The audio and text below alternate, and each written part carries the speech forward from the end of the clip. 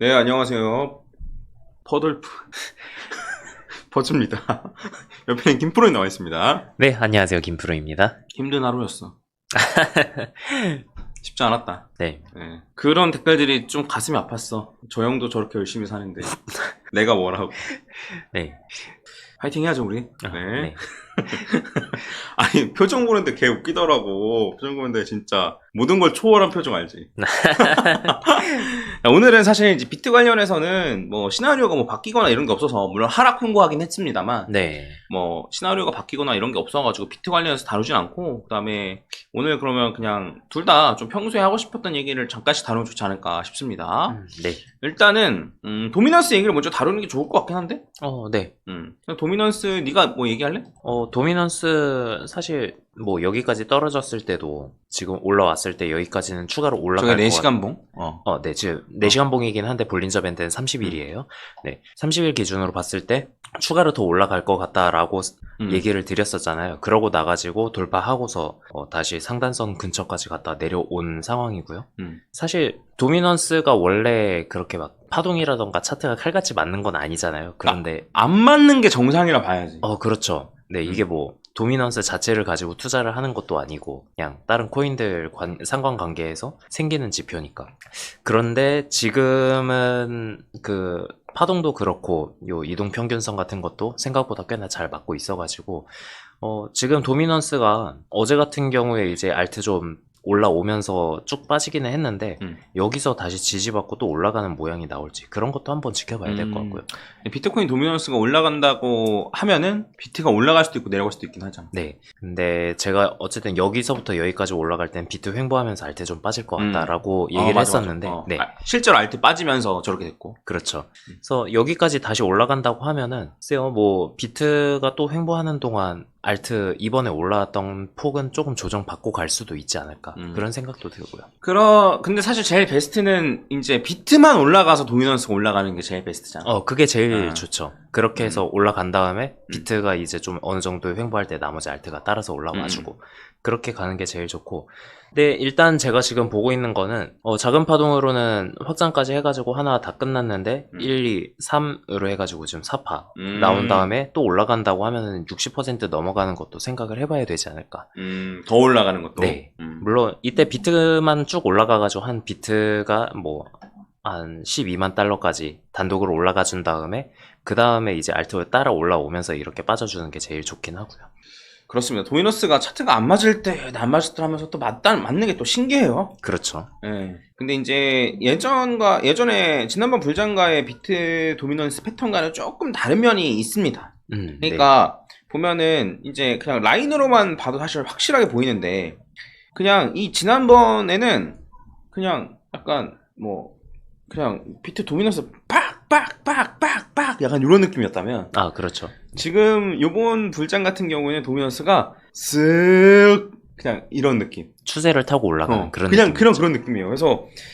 그래서 이제 여기 보시면은 뭐 요때도 2020년 요때도 이제 비트코인만 여기 이제 요때 19년 같은 경우에도 이제 비트코인만 올라갔었죠. 네. 그 하락장이 끝나고 나서 비트만 올라간 다음에 알트코인 좀 올라가는 구간 있다가 이제 20년 말부터 해가지고 비트만 또 올라가는 구간 있고 나서 이제 알트코인 불장 해서 어디가 비트코인이 올라가고 어디가 알트코인이 많이 올라가는 구간 자체가 보는 게 명확히 썼었는데, 네.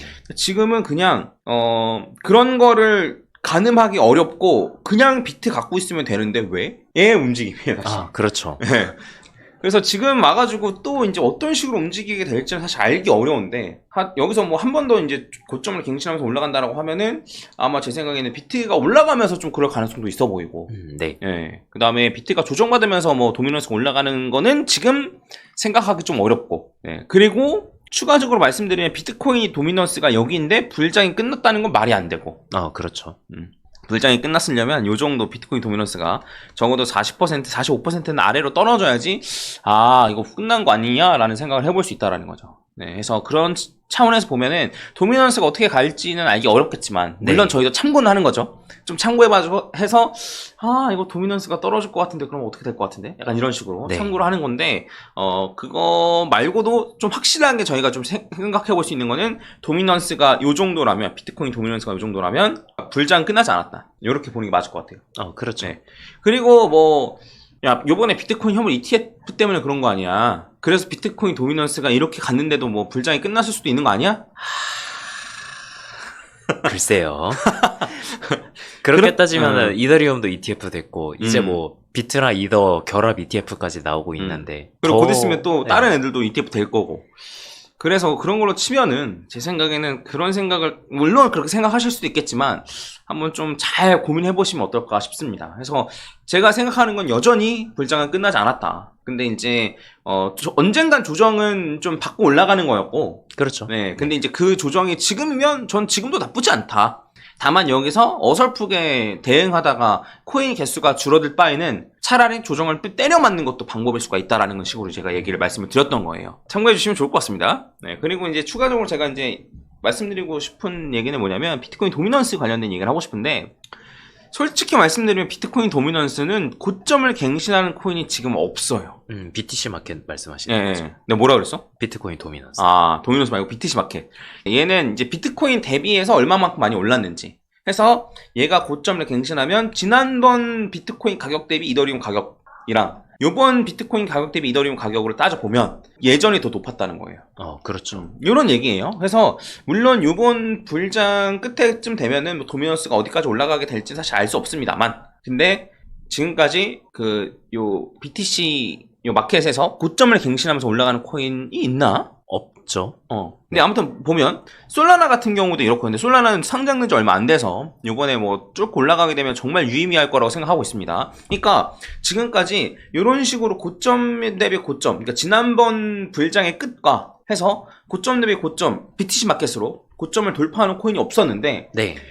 한 번도 없었어요. 이더리움도 보면. 그쵸? 이더리움도 보면. 네, 이게 BTC 마켓인데, 제일 높았던 게 이때예요. 2017년 요때가 제일 높았었고, 그 다음에 2021년 요때가 이제 요 정도 부근이고, 네. 그 다음에 요번에는 얼만큼 올라갈지 알 수 없단 말이에요. 그래서 이더리움도 많이 올랐다고 하지만, 비트코인만을 갖고 존버하는 거에 비하면 수익률이 떨어진다는 소리예요.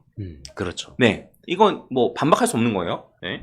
근데 이제 요번에는 과연 고점을 돌파할 것인가? 이게 중요하고 솔라나 같은 경우에도 지난번 불장만 겪었기 때문에 요번을 한번 봐야 되고 그 다음에 도지코인 같은 경우에는 고점을 돌파했죠. 갱신했죠.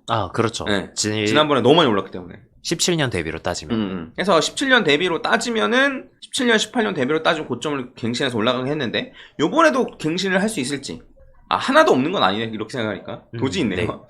네, 이따가 볼 수 있고 근데 어쨌든 중요하다는 거예요. 뭔 말인지 아시겠죠? 그리고 하다못해 리플 같은 경우는 지금 아무리 많이 올랐어도 예전 2017년도 18년도 요때 가격에 비하면 여전히 여기에요. 그러니까 이때 비트코인을 갖고 있는 거랑 이때 리플을 갖고 있는 거랑 비교하면은 아예 비교가 안 된다는 거예요. 그렇죠. 물론 요번에 도미넌스가 이렇게 올라가가지고 여기까지 가면야 좋겠다고 생각을 하는데 요 근처까지 가는 것도 얼마 안 돼요. 몇 개 없어요. 네. 한번 뭐 지켜봐야겠지만 이렇다는 겁니다. 그래서 한번 BTC 마켓도 한번 여러분들 쭉 보시면서 과연 정말 물려도 되는 코인, 내가 장기로 들고 가는 코인 입장에서는 어떤 게 괜찮은지에 대해서 한번 생각을 해보시고 제가 이런 말씀을 드리는 건 왜 그러냐면 지금부터 이제 새롭게 들어오시는 분들은 물릴 각오를 어느 정도 최악의 경우엔 물릴 수도 있다라는 생각을 하시긴 하셔야 되거든요. 네. 그러니까 작년에 들어오거나 올해 초에 들어오거나 이런 분들은 물린다는 생각 없이 그냥 하면 되는 거예요. 솔직히 말하면. 그렇죠. 근데 지금 새롭게 들어오시는 분들은 지금 다 몰빵해서 사냐? 그거 아니잖아요. 어쨌든 몇 달간 사고 케이스가 나쁜 경우에는 내년 같은 경우에 더 가격이 올라가면 더 많은 금액 넣고 가격이 올라가면 더 많은 금액 넣고 이럴 가능성이 높은데 이런 경우에는 평단가가 많이 올라가서 불장 때 잘 빠져나오지 못할 가능성도 염두에 둬야 된단 말이죠. 네. 그래서 그런 거를 생각하면 과연 어떠한 코인에 차라리 물리는 게 나은지에 가는 것도 한번 곰곰이 생각해 보실 필요가 있는데 야 불장 남았다면서 뭐 구로지 그런 거 생각하냐 라고 생각하실 수도 있는데 그냥 뭐 그렇다는 거죠. 그래서 한 번 정도쯤은 생각을 해보시는 게 어떨까. 그래서 초보고 난 잘 모르겠다라고 하시는 분들 입장에서는 어쨌든 여전히 비트코인이 좋은 선택지이긴 합니다. 물론 지금 사면 비트코인보다 다른 알트코인의 상승 기대치가 높을 수 있거든요. 그렇죠. 제가 이제 올해 초만 해도 그런 얘기 안 합니다. 비트코인 무조건 상승 기대치 높다라고 했는데 지금 비트코인이 고점 대비 고점 돌파했고, 제가 전에 말씀드렸던 불장 대비 강에 그대로 다 나오죠. 그래서 지금 같은 상황에서는 사실 알트코인이 상승 기대치는 높을 수 있단 말이에요. 네. 근데 상승 기대치가 높다고 해서 다 돈을 버는 게 아니란 말이에요. 결국에는 털릴 때 누가 덜 털리느냐, 혹여나 물렸을 때 존버해도 되는 걸 존버하느냐, 여기서 좀 많이 갈리거든요. 이제부터 들어오신 분들 같은 경우는. 그래서 이런 것도 좀 신경 쓰시면 좋을 것 같습니다. 덧붙일 말 있나? 아니요. 솔라나가 아까 전에 차트 보니까 지켜볼만 한 것 같기는 하네요. 그렇게 보면. 맞아. 요런 상태니까. 네. 그래서 이게 2020 지난번 불장이고 떨어진 다음에 이렇게 오른 거니까. 그렇죠. 아직 알트장이 남아있는데 저 정도까지 올라와 있다는 거는 BTC 마켓으로 진짜 도지 이후로 좀 제대로 올라가는 코인으로 볼 수도 있지 않을까 싶긴 하네요. 물론 지금 덩치가 너무 커서 네. 과연 가능할 것인가 좀 싶기도 한데, 근데 이렇게 보면 덩치가 제일 큰 비트코인이 제일 많이 간 거거든요. 그렇죠. 이더보다도 많이 갔고, 리플보다도 많이 갔고, 당연히. 뭐 이런 거거든요. 그래서 물론 뭐 도지는 도지가 더 갔다 볼 수 있겠지만, 불장 대비 불장 고점으로 따진다면.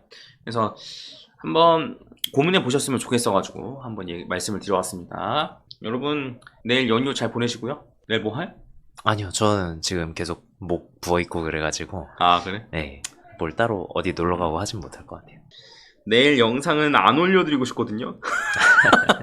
근데 뭔 일이 생기면 올려드리긴 하겠습니다. 이왕이면은 급등해서 올리는 걸로. 네. 올리더라도. 뭐 그러면 베스트일 것 같긴 해요. 네. 그래서 기본적으로는 안 올린다. 하지만 뭔 일이 생기면 영상 올릴 수 있고, 영상으로 올릴 정도가 아니면은 텔레그램 방이나 X에 올려드리겠습니다. 그리고 내일은 코린세스 메이커 몰아보기 영상을 올릴까 하는데 어떻게 생각해? 한번 보면 좋죠. 네, 그 아주 아나운서님의 성장기. 네. 그런 거 보면 또 괜찮지 않을까? 조회수 잘 나오려나? 아무튼 네, 이 정도로 하고 마무리 짓도록 하겠습니다. 이상 마치겠습니다. 여러분 즐거운 연휴, 즐거운 크리스마스, 메리 크리스마스. 네, 메리 크리스마스. 즐거운 성탄절 보내시길 바랍니다. 그 목요일날 라이브 같은 경우에는 아주 아나운서님이 저녁에 라이브 하잖아. 네, 그때는 이제 2024년 결산. 제일 많이 오른 코인 1, 2, 3위 약간 이런 거. 코인 시장의 이슈 탑3 약간 이런 거 있잖아. 네. 뭐 찝어보면 뭐 있어? 뭐 이슈야 뭐 ETF 승인이 제일 큰 거고. 그게 제일 컸고 그 다음에요? 트럼프 무조건 들어가야 되고. 트럼프 당선도 들어가야죠. 또 뭐 있을까?